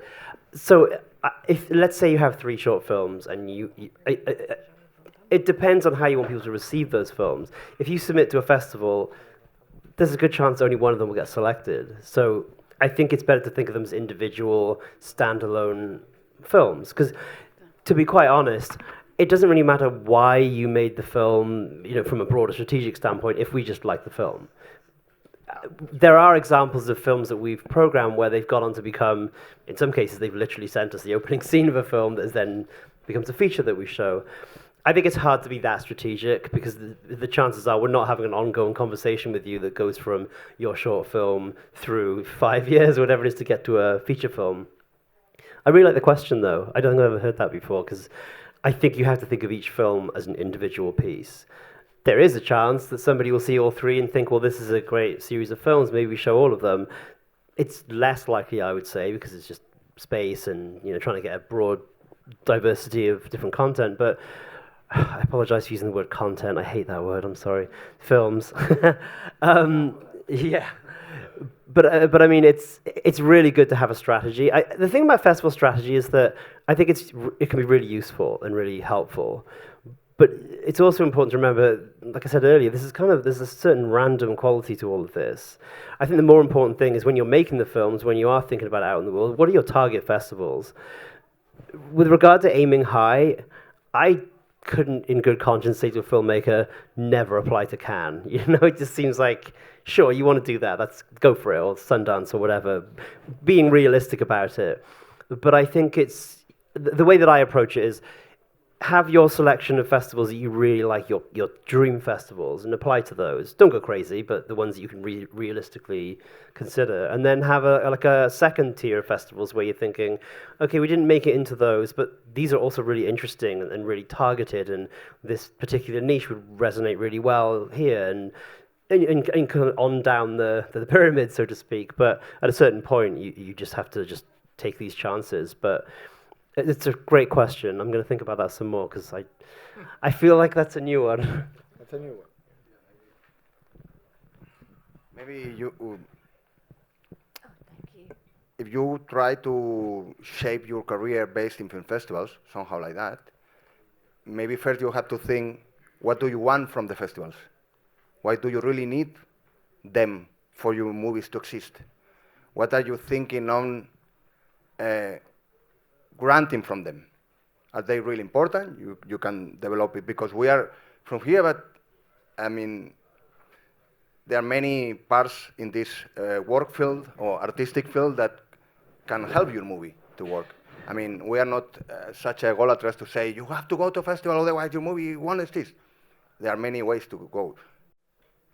But if you consider, after you make these questions and really thinking why you need to go to a festival, maybe you can consider to hire a festival strategist and to plan your career based on that. Because it's the figure which is not that spread out yet, but it's going to be a thing, or it's starting to be a thing. and like Espera um pouquinho, espera um pouquinho, espera um pouquinho. or like it's not a thing quite yet, but it will be soon. I'd like to build an international career. Sorry. Yeah, okay. I'd like to build an international career and eventually fund my feature film, and get grants, access to labs, and co-production. Basically, that's the goal. Yeah, and now, I mean, since the last 15 years, there is this other wing of the festival, which are the labs, which literally are building up careers of filmmakers, like since zero. Like we have this example in Spain of Carla Simón. She won Berlinale with Alcaraz, with her second feature. Her first movie was literally raised up in different labs. Seems like, and it was a really early stage in Spain with labs. Now there are too many, but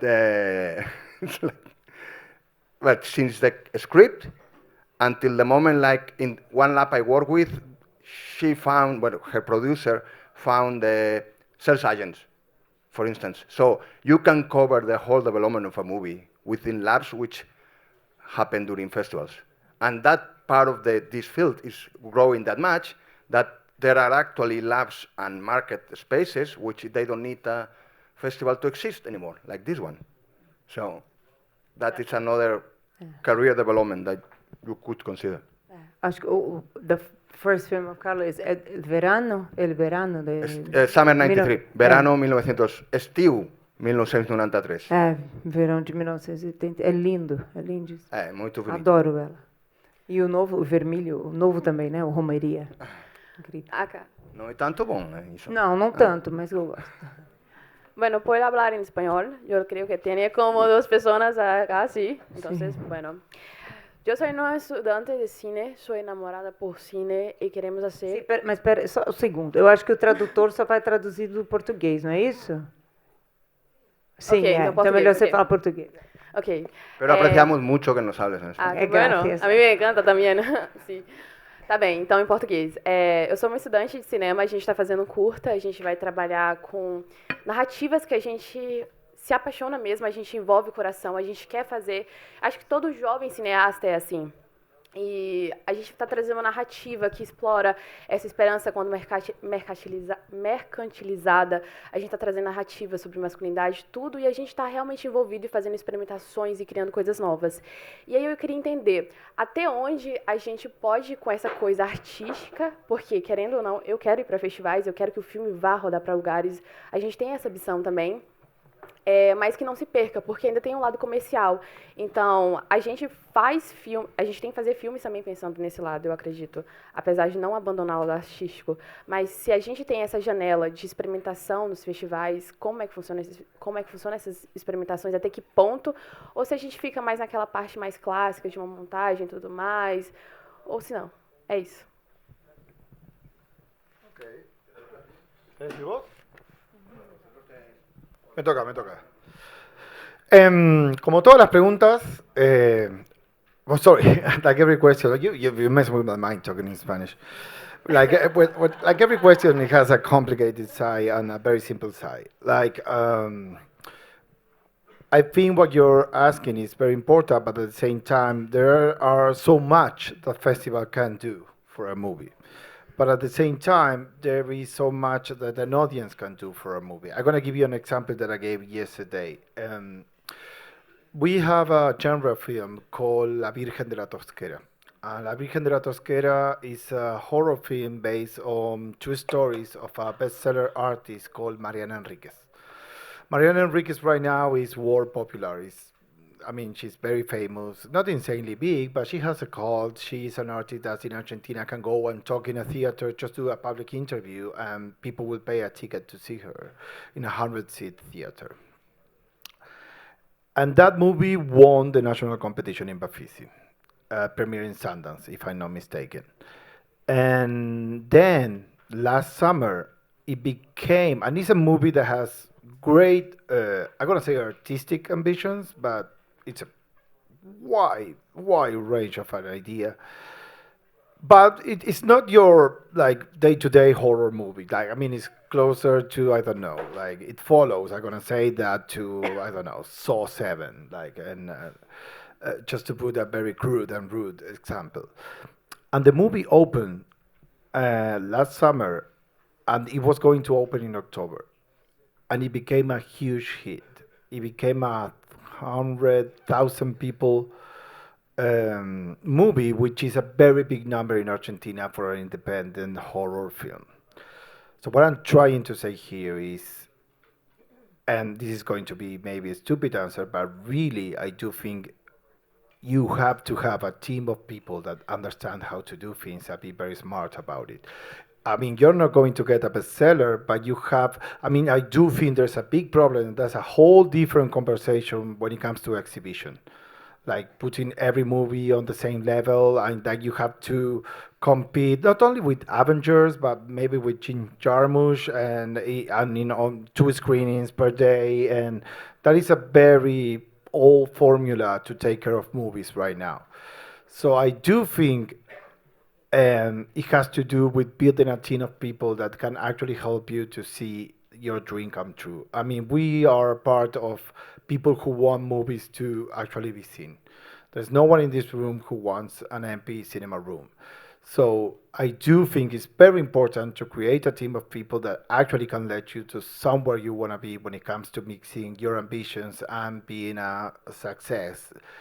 And you have to determine the range of success, what success means for that movie, and what do you think that movie actually needs to become popular. And it's very complicated because popular is a very charged and complicated word, but I do think that, like I said before, there's a huge problem in exhibition, insanely big, where governments, private companies are doing everything in a bad way, and they are forgetting a very important place that has to do with distribution. Obrigada. Just passing the mic. Tem mais. Yeah, I can drop it. É ele, né? A gente vai ser a nossa última pergunta. Desculpe. Sorry, is our last question. Como a última pergunta, todos nós aqui somos criadores de histórias, né? A gente quer contar nossas histórias e a IA tá aí para modificar o mercado. Tá tendo muita coisa, enfim, que dá para fazer filmes com inteligência artificial. Eu queria saber vocês, como executores e como, enfim, curadores de filmes para festivais, como vocês enxergam os filmes feitos com IA? Big question. No, but I've been working with my festival in 40 years and was producing before that. So I've been many years. I'm a dinosaur. I think the films that come to my heart, they are personal films. They are often about very local stories. I mean, and it's not. I mean, I sums up everything. I think that this singularity of local and personal will always win. No, I don't want to touch it.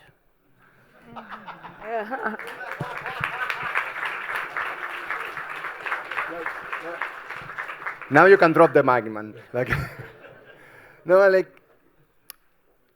I think all of the people in these chairs, and also, I guess, in this room, we are on.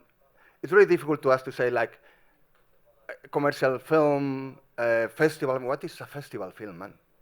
I mean, what does it mean at all? I mean, a film, it's a film, and we consider films which are good or bad, or they reach us, or they provoke some reaction in us, and so on.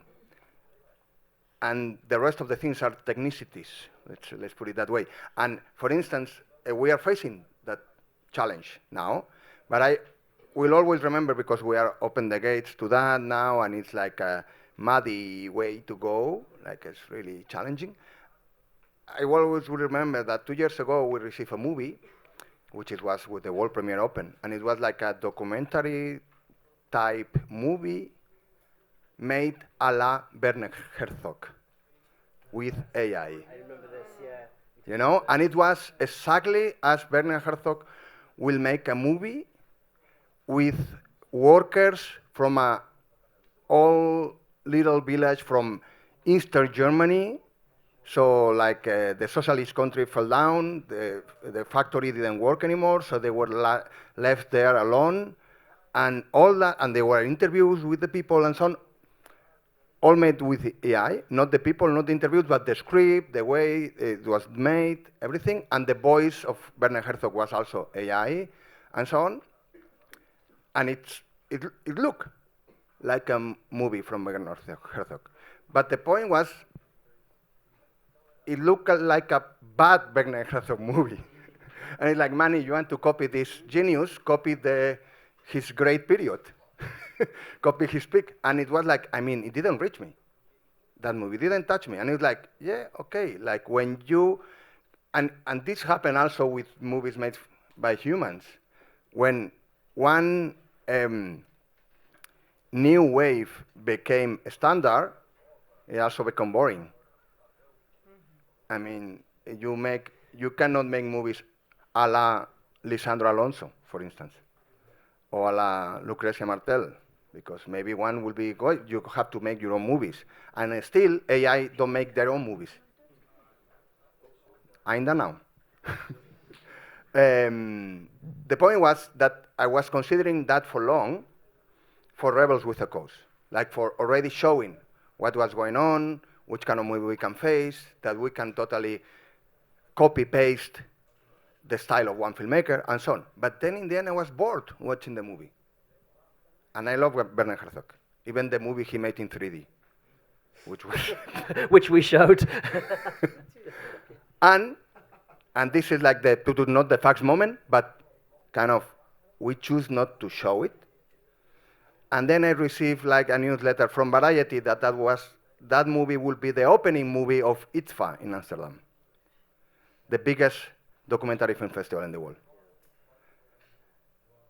which speaks about also the path of the curating, how you reach media to a documentary film festival. Mm-hmm. You cannot have a filmmaker who invite her daddy to the festival and have a red carpet. I mean, it's really difficult, you know? So I don't know. I mean, I didn't speak with no one from ITFA about this fact, but they consider that maybe it was a way to open the debate about what to do. And or maybe they like it, the movie. I don't know. Maybe. But it was like really shocking for me. Like, okay, not yet, not this. I'm still judging, or I'm still like considering if they are good or bad in general, but they were putting it on the one of the main gates of the festival. So. Yeah, I think the biggest problem for me with AI is I personally don't like it. To be clear, generative AI, I think, is what we're talking about, and I think there's an important distinction. One of the problems is that it's already being read as inauthentic, and if you're making something without authenticity at the heart of it, I think you've got a real problem. From a program perspective and an audience perspective, I think people are already not trusting a lot of AI-created content. I'm using that word very deliberately this time. and actually, I don't know if anyone else has this experience too, but at South by, we do ask people to disclose that they've used generative AI, which I think it's a growing conversation where people are already mistrustful of it. I think of it kind of like Bluetooth. We all use Bluetooth. At some point in the technology, someone said, it's good enough. And now we all use Bluetooth, even though it kind of sucks. And that's just... I think that's how a lot of people are starting to see AI, generative AI already. I think if you're coming from a place of mistrust when you watch a film or inauthenticity, I don't think it has legs from a sort of artistic, curatorial standpoint. So I mistrust it. I don't love seeing something and then understanding it was created using AI. I think we've all developed a pretty good radar for it now, or are developing it. But yeah. But I think that's a problem. I do have to. I know we have little time, but we actually showcased an AI-generated short this year, and it was a debate between us because the guy who actually made it is a very low-fi creator that actually struggles to create his movies, but he has actually sort of developed a style from this lo-fi media of production that he has.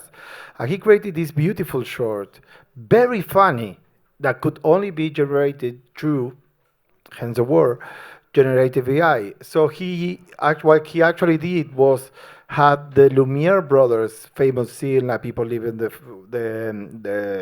factory, thank you, the train arriving. And he had like robots and monsters all around, and he was telling a story through that, and it was like fun to watch.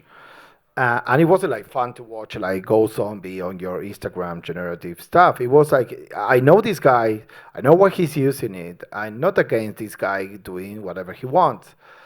Of course, it's something that was created by rich people, and rich people don't usually give you things to be free or whatever. But I do have the tiny speck of hope that AI can also help, especially in our part of the world, to give us meanings to do certain things. I mean, fuck AI for sure, but I do think it's fuck the power too. So maybe if you have to do that through AI, that's fantastic. If we're about to end, I have 3 very tiny tips when it comes to sending a movie to a festival. Please send more than 2 pictures and make it 6 amazing pictures. Please write short synopses, and please send the movie to our festivals. That's all I have to say.